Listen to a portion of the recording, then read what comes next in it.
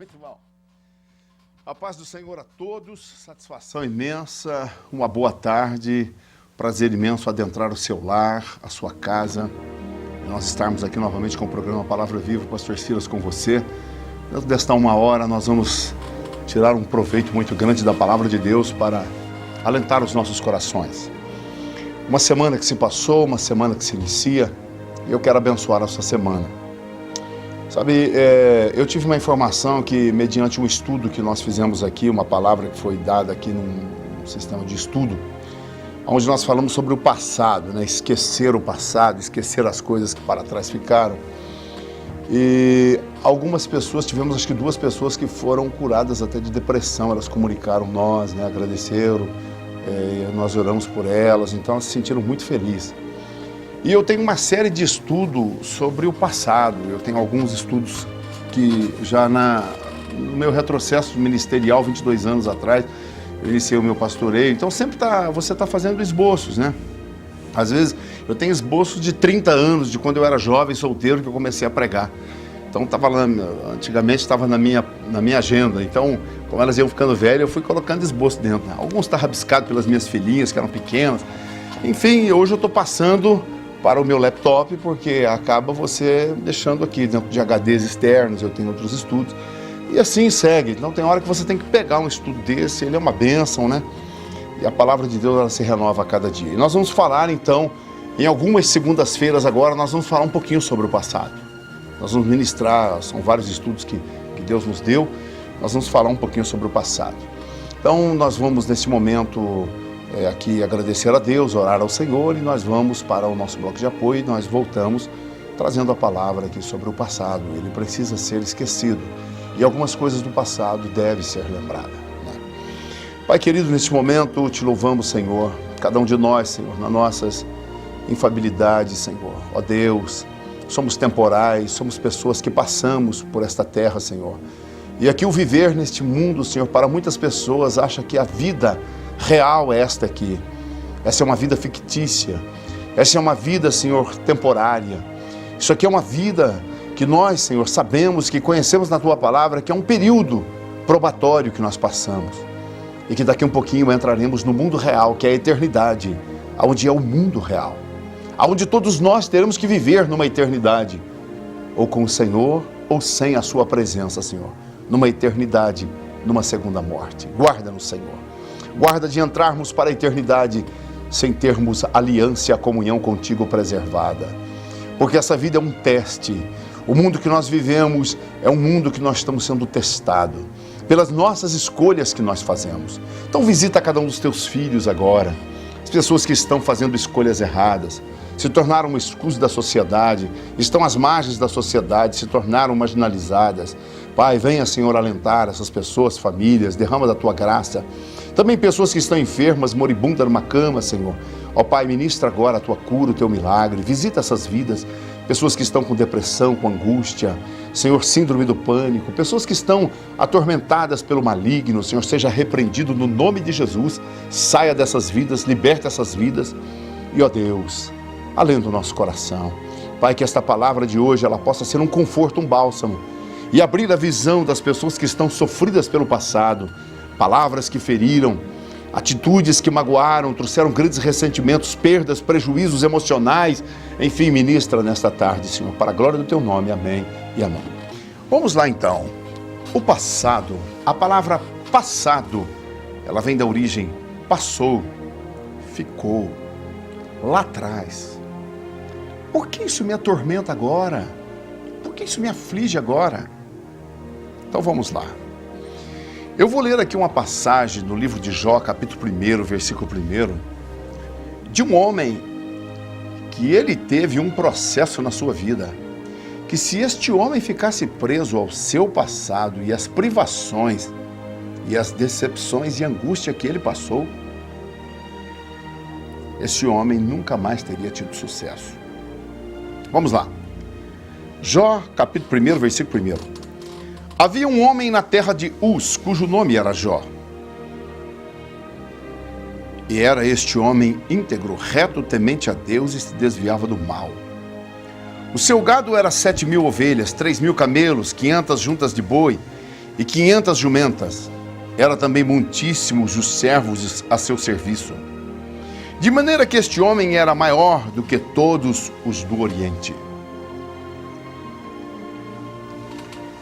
A Bíblia diz aqui que Jó tinha 4 qualidades: íntegro, reto, temente a Deus e se desviava do mal. Por que veio tribulações sobre este homem? Qual foi o propósito desse livro? E olha, quero te lembrar, esse é um dos livros mais antigos da Bíblia. Calcula-se os teólogos que quem contou esse fato para Moisés, porque foi ele quem escreveu, quem contou esse fato foi o seu sogro. E ele narrou. E por que esse livro está nesse lugar e não no Gênesis, pastor, lá no começo da Bíblia? Então, a Bíblia, ela foi escrita como uma revelação de Deus, mas ela foi ajuntada, porque a palavra Bíblia vem da palavra biblos, vários compêndios, vários livros, né? Então, ao ajuntar-se a Bíblia, ela foi colocada fora de cronologia. Pessoas que estavam escrevendo estavam fora do tempo de outros e em outro lugar geograficamente totalmente diferente. Mas ajuntando todos esses livros, eles se harmonizam. Eles falam de um Deus eterno. Se você falar assim, eu vou ler a Bíblia para mim crer em Deus, nunca você vai crer. Nunca. Como é que você fala assim, eu vou pegar um relógio e vou olhar um relógio para me acreditar que existe o fabricante? Ora, se você pegar um relógio na mão, você já tem que acreditar que tem um fabricante. Isso aí não aparece do nada. Então, a Bíblia diz que é necessário que todos aqueles que leiam esta palavra creiam que ele existe e que é galardoador daqueles que o buscam. Então, eu não posso ler a Bíblia para dizer o seguinte, eu vou crer em Deus lendo a Bíblia. Pelo contrário, você pode se tornar um ateu, porque você vai ler sem fé, sem crer, sem confiar. E olha, todas as pessoas que acreditam, elas nunca entregaram. Mas todas as pessoas que confiam, elas entregam inteiramente. Eis aqui um homem que o dia que eu confiei no Senhor, há 34 anos atrás, entreguei a minha vida a Ele. Então diz que Jó, ele tinha 4 características que poucos homens teriam neste momento na face da terra. Qual foi o problema de Jó? O problema de Jó foi ser um homem que tinha essas 4 qualidades e o diabo o invejou. E o diabo lançou diante de Deus, ele começou uma batalha com Deus, dizendo o seguinte, que Jó, ele honrava a Deus e respeitava a Deus e temia a Deus, porque Deus cercou ele, colocou uma proteção sobre ele, para o diabo não atacar. Nesse livro nós aprendemos que quando nós somos fiéis ao Senhor, existe uma cerca sobre nós. Como diz lá no livro de Cantares, a igreja do Senhor é como um jardim cercado.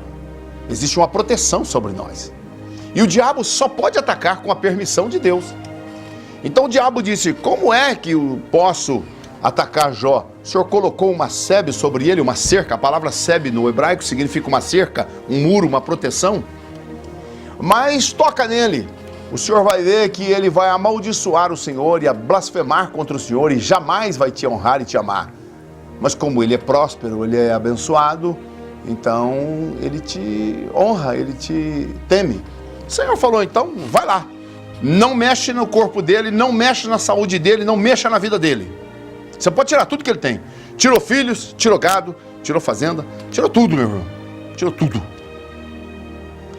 4 amigos de Jó vêm visitar eles, eles rasgam as roupas, sentam na cinza com Jó, porque Jó ficou praticamente até leproso no momento, que aí Deus permitiu no segundo embate, ele mexeu no corpo de Jó e disse, pele por pele, a vida dele é minha.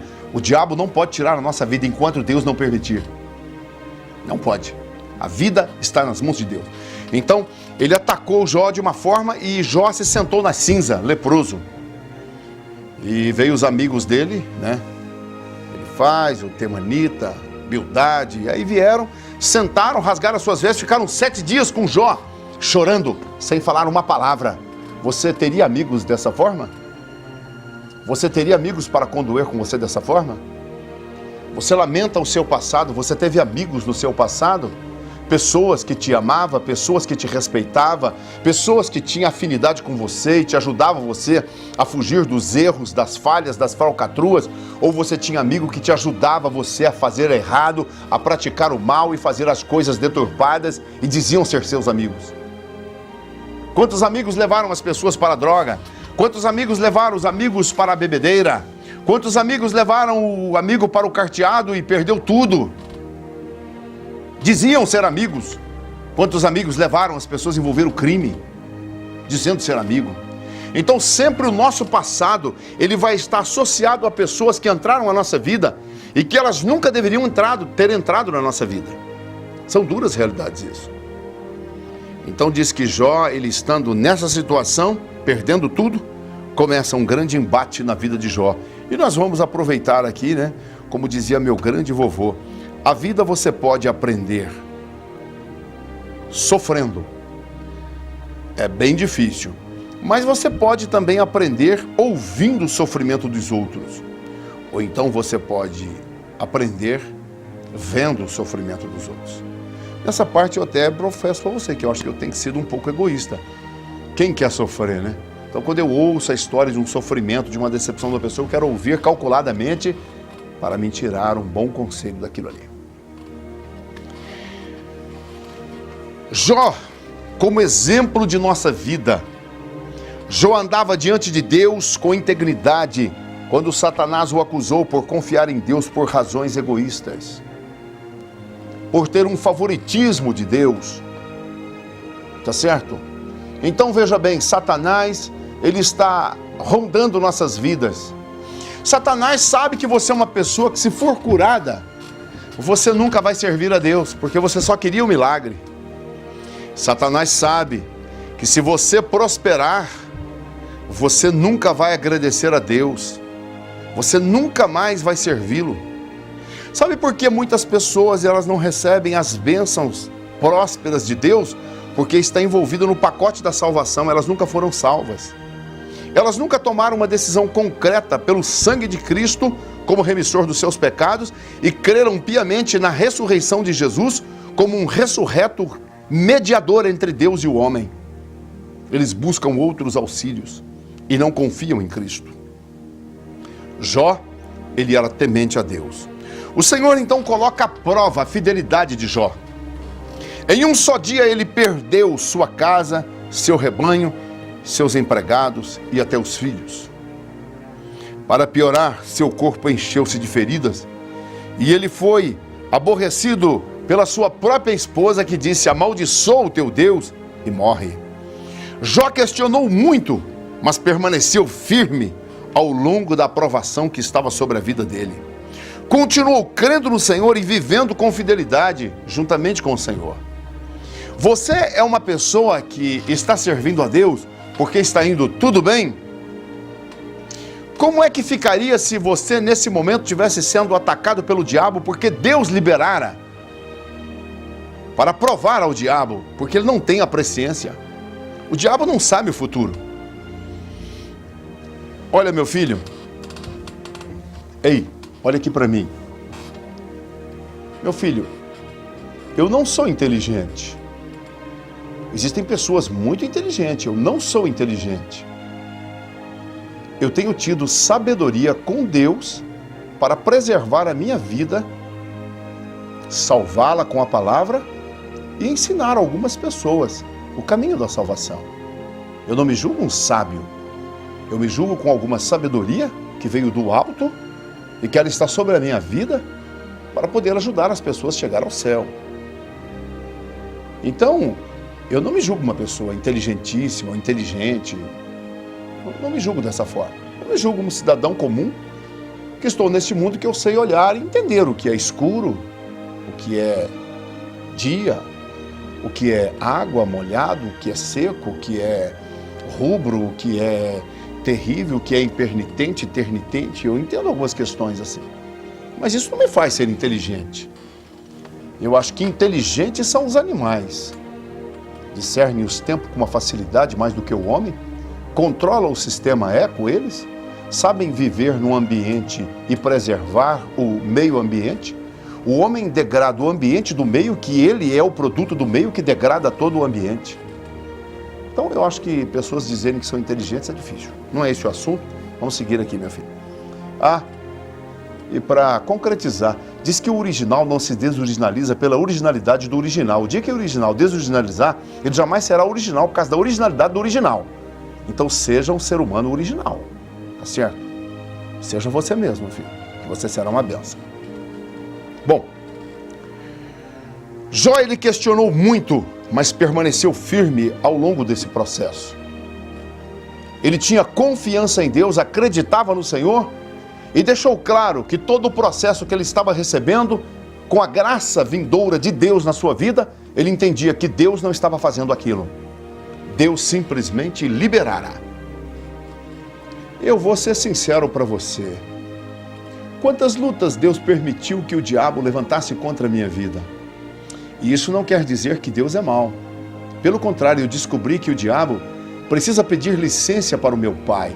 Ele educadamente precisa dizer: ó Deus, o Senhor precisa tirar essa proteção do Silas para que eu ataque ele. Não tem como eu atacá-lo. Então eu descubro que o diabo não sabe o futuro. Ele não sabe o tamanho da minha fé, da minha crença, das minhas convicções. Deus sabendo, então ele permite, porque eu sou uma pessoa que estou ligado a ele. E na bondade dele, ele quer provar para mim mesmo que eu sou uma pessoa que tenho mais fé do que imagino. Aleluia. Deus, ele está com essas batalhas que ele nos libera para enfrentar no mundo vil, pecaminoso. Deus, ele quer provar a nós mesmos que nós somos pessoas que, confiante nele, somos mais fortes e imbatíveis do que nós imaginamos. Nós às vezes nos colocamos como uma formiguinha incapaz. A nossa autoestima, ela fica tão em baixa que nós perdemos o sentido e o foco da vida. E a nossa vida vai como um caos. Nós nos sentimos que somos pessoas frustradas, incapazes. Nós fazemos de um copo de água o maior tsunami da história para as nossas vidas. E que o passado da nossa vida, nós escrevemos ele num granito com um ponteiro de aço. Está crivado naquela parede. De vez em quando nós voltamos ali e lemos o nosso passado. Que tristeza, que amargura. Sabe, uma pessoa que está em Cristo Jesus, o seu passado foi escrito na areia da praia do mar. E aí veio a onda impetuosa e limpou tudo. Tirou toda a escrita da nossa história. E a nossa memória está com amnésia do passado, não lembra mais. Aleluia, louvado seja o teu nome. Glória a Deus, né? Então, olha, Jó foi abençoado em dobro depois que ele passou por aquela prova e quando ela terminou na sua vida. E quem abençoou foi o próprio Deus. As nossas bênçãos sempre virão de Deus. Ele nos favorece com todas as bênçãos. Ele é maravilhoso sobre nossas vidas. Depende de nós valorizarmos aquilo que ele já tem feito por nós. Mas nós somos egoístas. Nós sempre tentamos da nossa forma. E quando nós recorremos a Deus, nós temos já o script de como nós queremos que ele faça. Esse é o grande erro do ser humano. Porque quando você depende de alguém, você pede para aquela pessoa ajudar você daquela forma. Sabe? É assim. Aí nós pensamos que Deus também é assim. Não. Deus, ele tem a forma dele trabalhar. Deus não mata. Deus não mata apenas. Deus destrói o passado. Ele elimina o passado. Deus, ele tem o poder de fazer com que o seu presente seja tão revigorante, seja tão maravilhoso, que você não se lembra mais do seu passado. Como diz na sua palavra, já não me lembro mais das coisas passadas. Eis que são todas novas diante do Senhor. O ponto principal da vida de Jó é ser observado de que Jó permaneceu firme em Deus, mesmo compreendendo o quê? Nada. Ele não compreendia os embates que estavam sobre a vida dele. Ele entendia que Satanás, o demônio, é que estava fazendo aquilo. Por quê?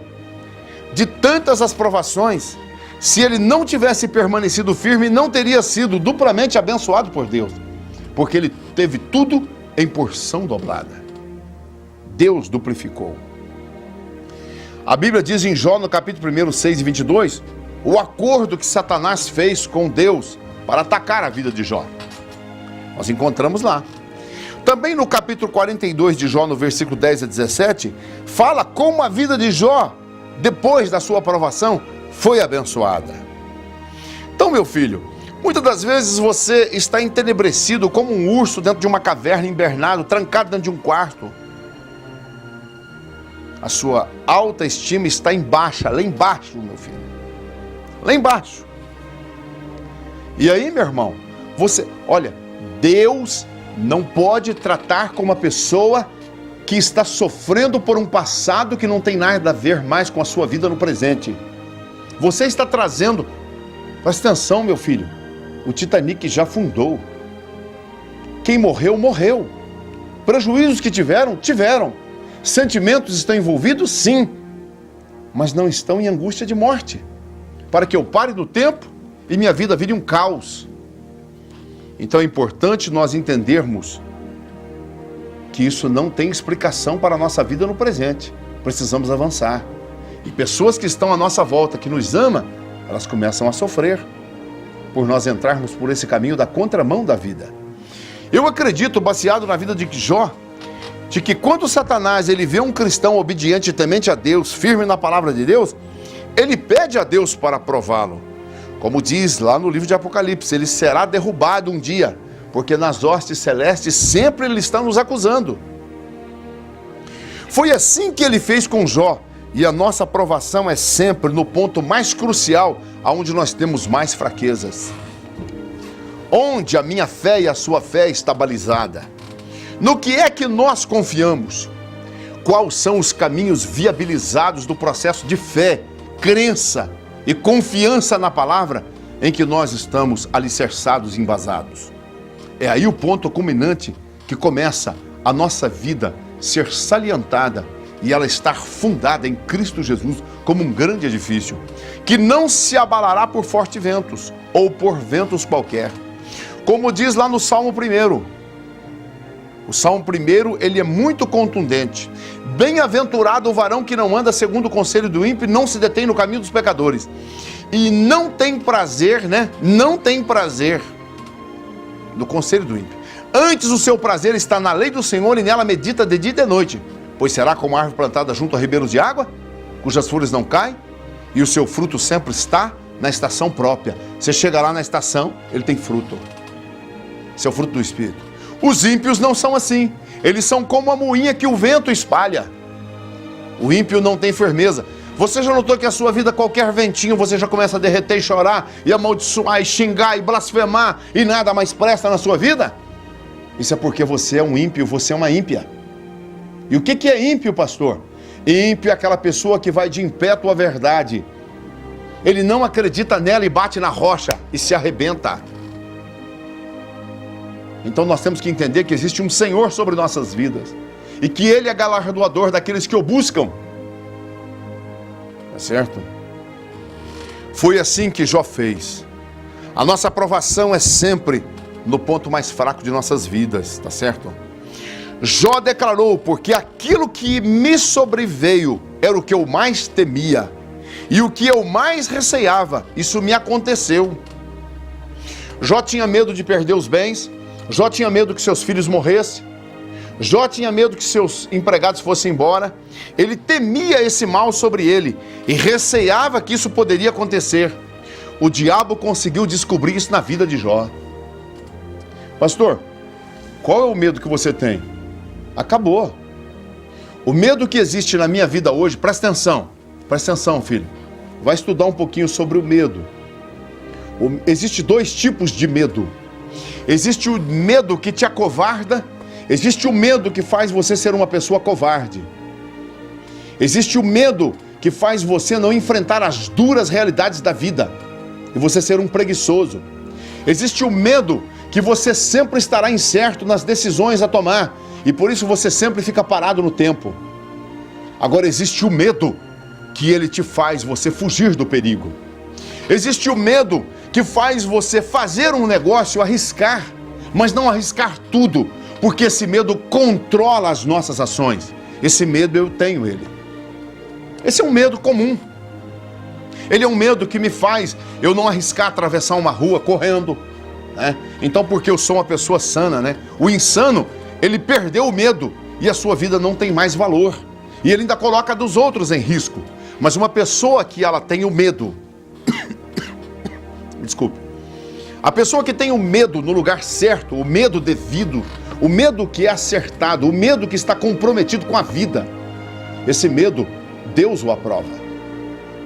Porque esse medo faz parte da vivência e da sobrevivência do ser humano. Então eu não vou atravessar essa água aqui, não vou nadar até lá, porque eu tenho medo de não conseguir. Então, nade até onde você pode, não arrisque mais. Agora existe aquele medo que te acovarda, aquele medo que você tem medo de casar e está aí sofrendo sozinho, aquele medo que te faz você estar em solidão porque você não confia em ninguém, aquele medo por você realmente não querer arriscar um pouquinho na condição que você tem. Faça pela metade, vá na metade então da confiança do que você tem, da sua capacidade, do seu intelecto. Vá, se arrisque um pouquinho, porque se você não arriscar, você vai ficar parado no tempo.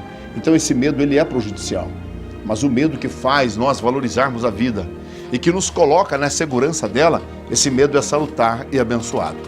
Então esse medo de perder minha esposa, eu não tenho. Eu amo muito, olha, vou ser sincero, sou um apaixonado na minha fofa.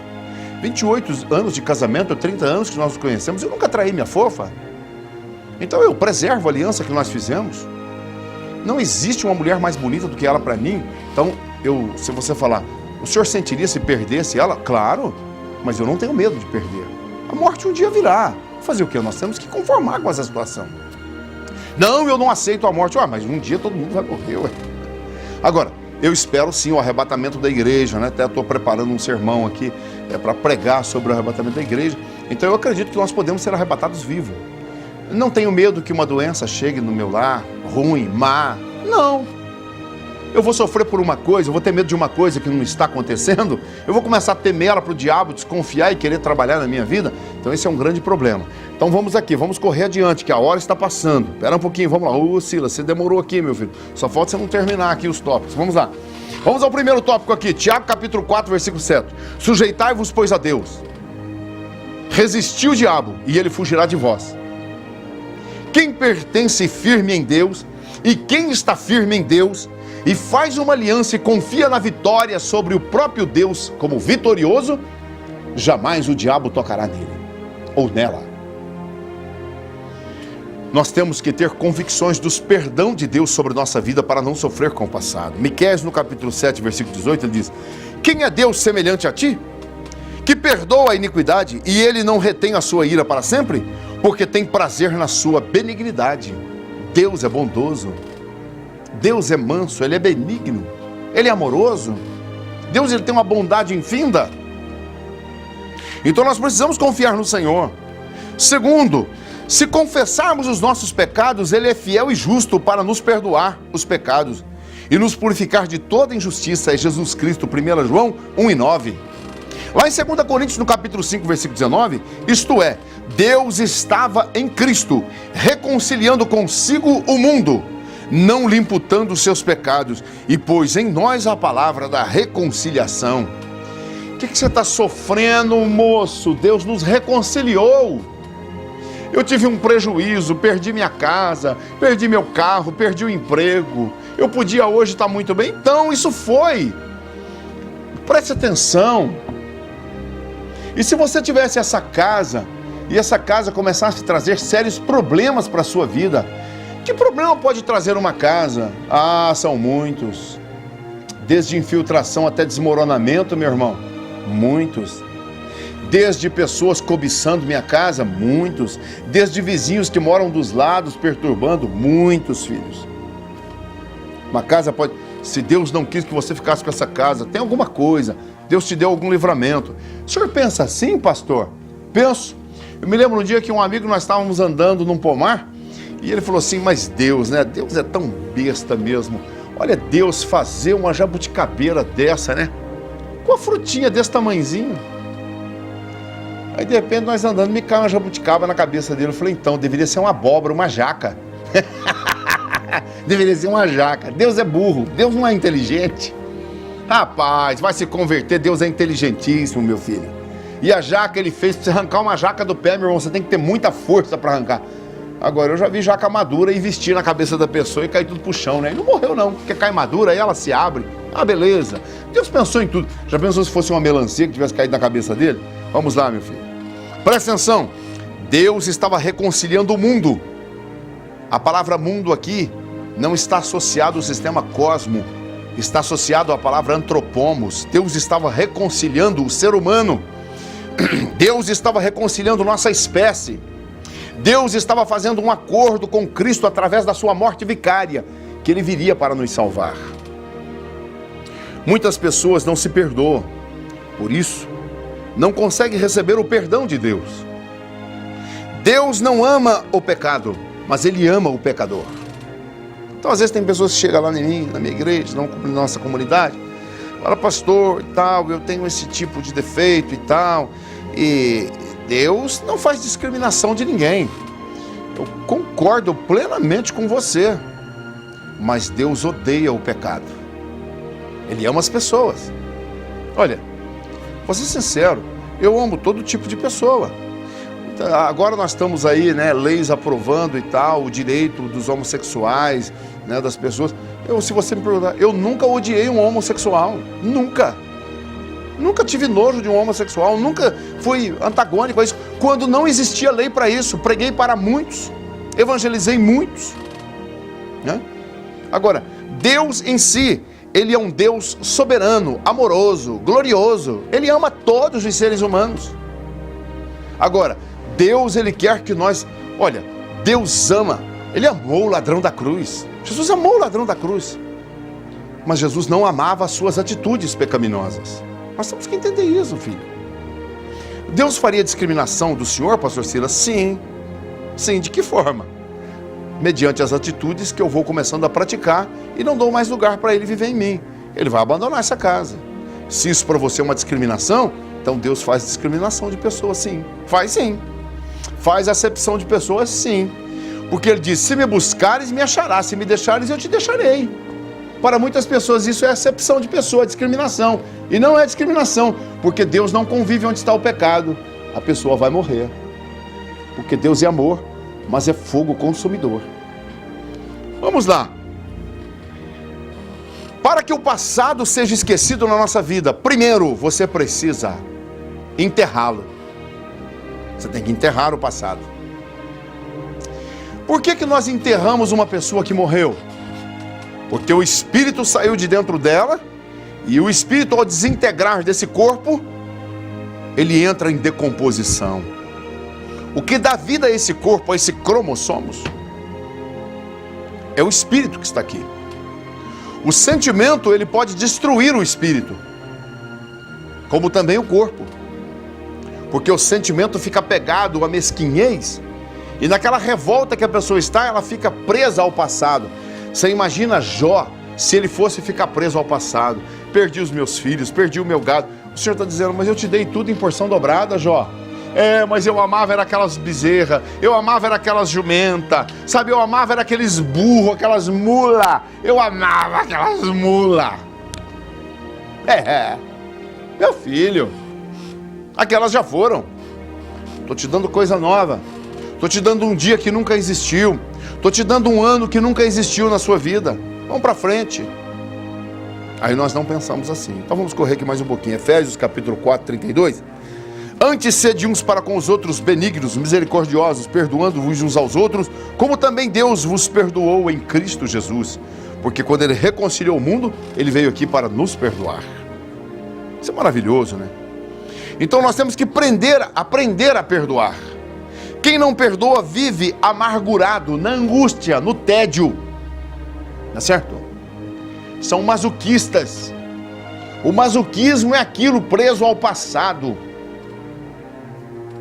Olha, se ontem foi bom, construam um amanhã melhor.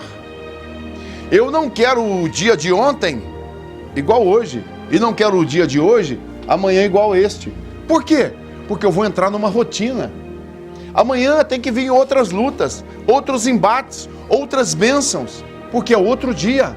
Basta cada dia seu mal. Então, se não perdoarmos, as nossas orações não serão respondidas. E elas não serão ouvidas diante de Deus. Devemos deixar a mágoa, o ressentimento que marca sobre nós. Sabe, olha, eu vou ser sincero para você. Talvez você está aí me assistindo.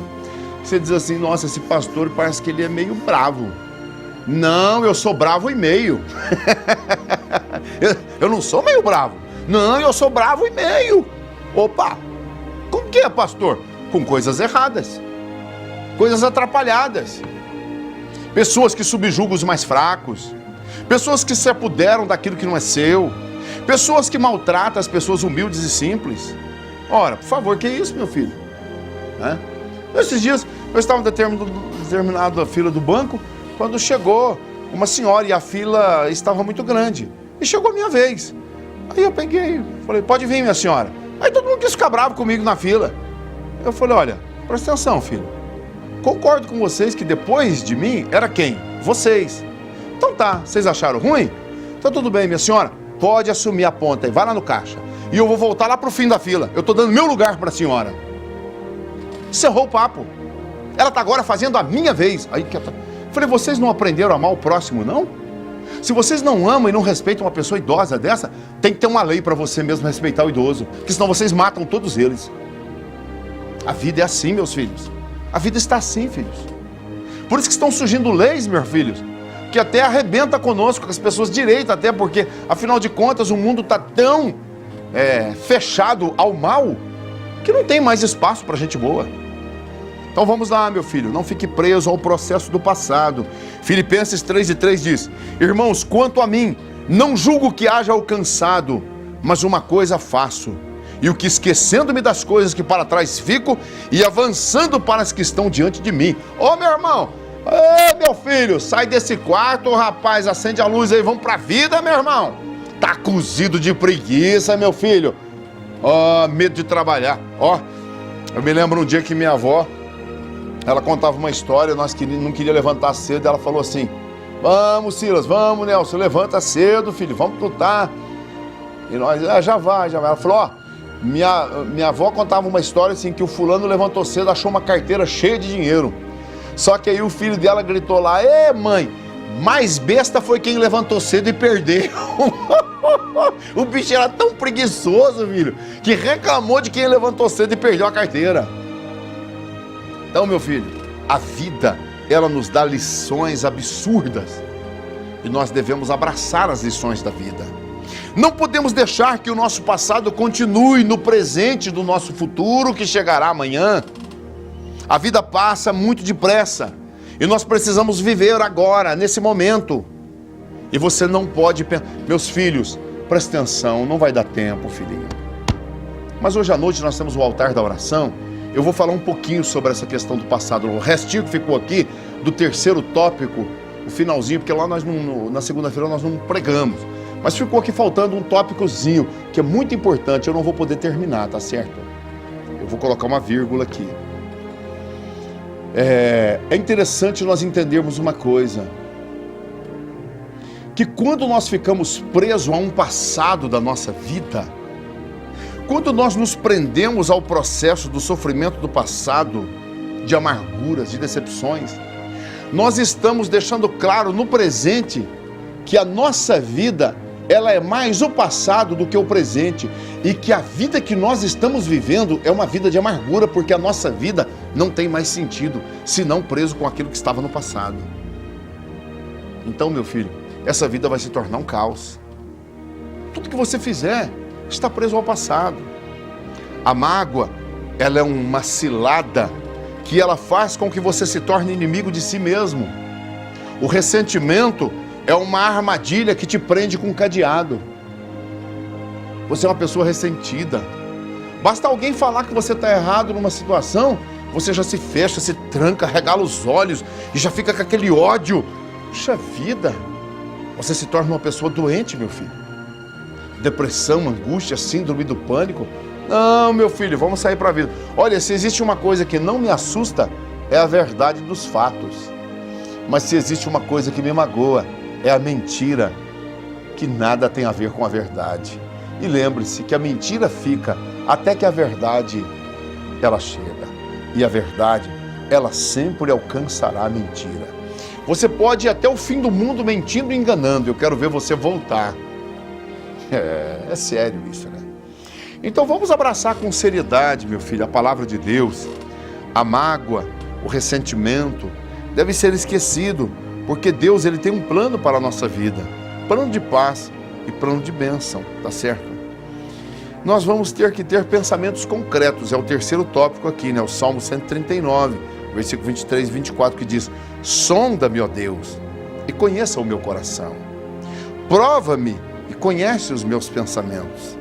E vê se há em mim algum caminho mau, e guia-me pelo caminho eterno. Você acha que Deus não sabe o que passava no coração de Davi? O que ele está dizendo aqui? Então não vai dar para terminar, e eu vou ter que terminar lá no altar da oração. Hoje nós estaremos lá às 19 horas e 30 minutos, no altar da oração. Eu quero de coração agradecer pela sua vida, agradecer pelo privilégio de nós estarmos aqui juntos, né? E lá eu estarei explicando isso aqui, quando o salmista ele diz: sonda-me, ó Deus, e conheça o meu coração. Meu filho, antes de eu nascer, Deus já sabia que eu estaria sentado aqui essa hora, pregando para você. O que o salmista está querendo dizer com isso aqui? Isso aqui é muito profundo, filho. É a terceira parte, que pode te tirar do calabouço, que pode mudar a sua trajetória, que pode mudar a sua vida. Então, olha, eu não fiz isso para prender você lá, não é isso não. Não é o meu lema, com todos. Falta aqui agora 4 minutos. Eu tenho alguns avisos e eu quero seguir. Quero agradecer de coração pessoas que estiveram visitando nossa comunidade esses dias, pessoas até de outras denominações. Quero lembrar vocês, pastores, que o meu intuito não é tirar pessoas de igrejas. Até fui muito sucinto com o pessoal de uma determinada igreja lá, deixei claro para eles que eles têm que amar o pastor deles, honrar o pastor deles, né? E a vida segue, meu irmão, a vida segue. E nós temos que pensar que nós estamos aqui neste mundo, meu filho, de passagem. E eu vou ser sincero, no fundo do coração, eu creio que Deus tem um plano muito grande com esse canal de televisão.